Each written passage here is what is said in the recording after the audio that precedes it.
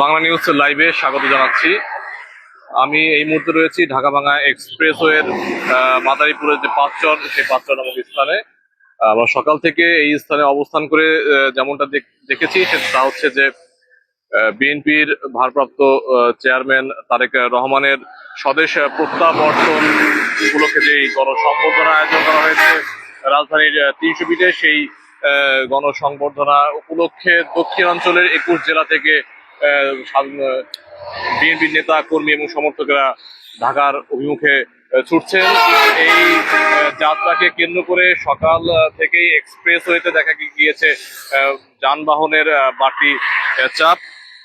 আমরা সকাল থেকে এক্সপ্রেসওয়েতে অবস্থান করে যেমনটা দেখেছি, দক্ষিণাঞ্চলের ২১ জেলা থেকে সকাল ২১ জেলার বিভিন্ন স্থান থেকে নেতাকর্মীরা পরিবহন যোগে ভোর থেকেই এক্সপ্রেসওয়ে হয়ে রাজধানীর অভিমুখে তারা যাচ্ছেন। আরেকটি বিষয় জানিয়ে রাখতে চাই, গণসংবর্ধনায় অংশ নিতে গত কালকে থেকেই মাদারীপুরের বিভিন্ন স্থানের যে নেতাকর্মী সমর্থক রয়েছেন তারা গতকালকে থেকেই ঢাকার উদ্দেশ্যে রওনা দিয়েছেন। গতকালকে তো অনেক নেতাকর্মী গিয়েছেন। তাছাড়া মাদারীপুর জেলা থেকে প্রায় ৩০,০০০ নেতাকর্মী গণসংবর্ধনার যেই আয়োজন, সেই আয়োজনে অংশ নিতে ইতোমধ্যেই তারা মাদারীপুর ত্যাগ করেছেন ঢাকার উদ্দেশ্যে। আর দক্ষিণাঞ্চল থেকে যেই যাত্রীদের দক্ষিণাঞ্চল বিভিন্ন জেলা থেকে ঢাকার যেই ঢাকা যাওয়ার যেই পথ, অর্থাৎ ঢাকা-ভাঙ্গা যে এক্সপ্রেসওয়ে, সেই এক্সপ্রেসওয়েতে নেতা কর্মীদের যে ঢাকা অভিমুখে যে যাত্রা, সেই যাত্রাকে কেন্দ্র করে কিন্তু এক্সপ্রেসওয়েতে ভোর থেকেই যানবাহনের বাড়তি চাপ লক্ষ্য করা গিয়েছে। আমি এই মুহূর্তে রয়েছি এক্সপ্রেসওয়ের মাদারীপুর জেলার শিবচর যে গোল চত্বর নামক স্থান রয়েছে, সেই গোল চত্বর নামক স্থানে। সেখানে অবস্থান করে ভোর থেকেই দেখা গিয়েছে যানবাহনের বাড়তি চাপ। নেতা কর্মী এবং সমর্থকদের বহনকারী যে দূরপাল্লার যে পরিবহন, সেই পরিবহনগুলো সকাল থেকেই রাজধানীর অভিমুখে যাচ্ছে। আর এই পরিবহনের যে যাত্রা, অর্থাৎ ঢাকার ৩০০ ফিটে গণসংবর্ধনার যে আয়োজন, সেই আয়োজনে অংশ নিতে নেতা কর্মীদের মধ্যে উচ্ছ্বাস লক্ষ্য করা গিয়েছে। আর এই নেতা কর্মীদের আগমনকে কেন্দ্র করে এক্সপ্রেসওয়েতে সকাল বেলা কুয়াশা উপেক্ষা করেই যানবাহনে তাদেরকে যেতে দেখা গিয়েছে। আর এর ফলে সকাল থেকেই এক্সপ্রেসওয়ে ব্যস্ত হয়ে উঠেছে।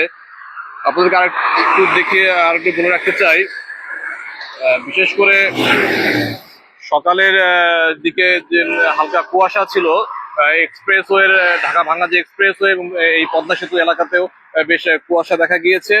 সকালে সাধারণত এক্সপ্রেসওয়েতে যানবাহনের চাপ ততটা থাকে না, তবে আজকে গণসংবর্ধনা উপলক্ষে দক্ষিণাঞ্চল থেকে ছেড়ে আসা দূরপাল্লার অসংখ্য পরিবহন ঢাকার অভিমুখে যাচ্ছে, যার ফলে এক্সপ্রেসওয়েতে বাড়তি পরিবহনের যে চাপ, সেই চাপটা আমরা সকাল থেকেই দেখতে পাচ্ছি। অন্যদিকে আরেকটি বিষয় বলে রাখি, তা হচ্ছে যে টানা যে ৩ দিনের ছুটি, সেই ছুটিকে কেন্দ্র করে এবং দক্ষিণাঞ্চলগামী লেনেও যানবাহনের চাপ রয়েছে।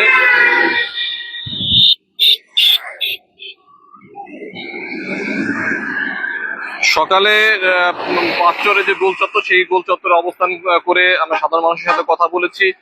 এখানে যে লোকাল পরিবহন রয়েছে ঢাকাগামী, সেই লোকাল পরিবহনে সাধারণত যাত্রীদের সংখ্যা একটু কম রয়েছে। বিশেষ করে দূরপাল্লার যে পরিবহন, সেই পরিবহন অর্থাৎ মাদারীপুর সহ বিভিন্ন জেলা থেকে ঢাকার উদ্দেশ্যে যেই বিএনপির নেতা কর্মীরা যারা যাচ্ছেন, তারা আগে থেকেই গাড়ি ঠিক করে গত মধ্যরাতে তারা রওনা দিয়েছেন। এছাড়া দক্ষিণাঞ্চলের দূরবর্তী যে সমস্ত জেলা রয়েছে, সেই জেলা থেকেও গভীর রাতে নেতাকর্মীদের বহন করে যানবাহনগুলো ঢাকার উদ্দেশ্যে রওনা হয়েছে, যা সকালে অর্থাৎ সকাল থেকে পদ্মা সেতুর যে এক্সপ্রেসওয়ে রয়েছে ঢাকা-ভাঙ্গা এক্সপ্রেসওয়ে, সেই এক্সপ্রেসওয়ে তারা অতিক্রম করছে।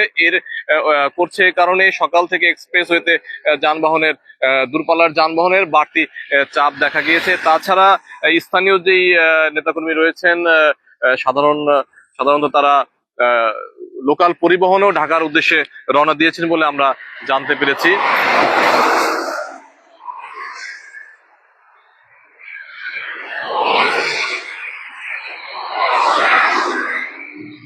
আমি এখন দাঁড়িয়ে আছি এক্সপ্রেসওয়ের পাঁচচর গোল চত্বর নামক স্থান। এখানে ঢাকাগামী লেন এবং দক্ষিণাঞ্চলগামী লেন উভয়ের চিত্রই আপনাদেরকে দেখানোর চেষ্টা করছি। ঢাকার 300 ফিটে তারেক রহমানের স্বদেশ প্রত্যাবর্তনের যে উপলক্ষে যে গণসংবর্ধনা, সেই সংবর্ধনায় অংশ নিতে সকাল থেকেই দক্ষিণাঞ্চলের বিভিন্ন জেলা থেকে রাজধানী অভিমুখে ছুটছে দূরপাল্লার পরিবহন। ফলে এক্সপ্রেসওয়েতে বেড়েছে পরিবহনের বাড়তি চাপ। তাছাড়া বেশিরভাগ পরিবহনগুলোই ঢাকার উদ্দেশ্যে অর্থাৎ নেতা কর্মীদের নিয়ে গতকাল রাত থেকে যাত্রা শুরু করেছে, যার ফলে সাধারণত লোকাল যে পরিবহন রয়েছে সেই পরিবহনের সংখ্যা অনেকটা কম। আমাদেরকে লোকাল পরিবহনের চালকেরা জানিয়েছেন যে বেশিরভাগ পরিবহন আসলে নেতা কর্মীদেরকে বহন করার জন্য ভাড়া হয়।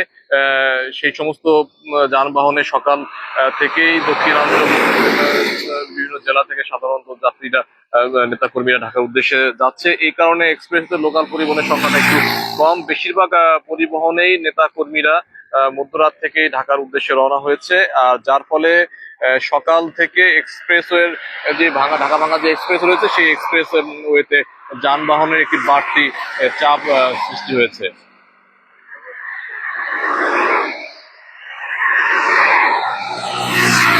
আসলে এক্সপ্রেসওয়ে থেকে এই ছিল আমার কাছে সকালের চিত্র। ইমতিয়াজ আহমেদ, বাংলা নিউজ 24, মাদারীপুর।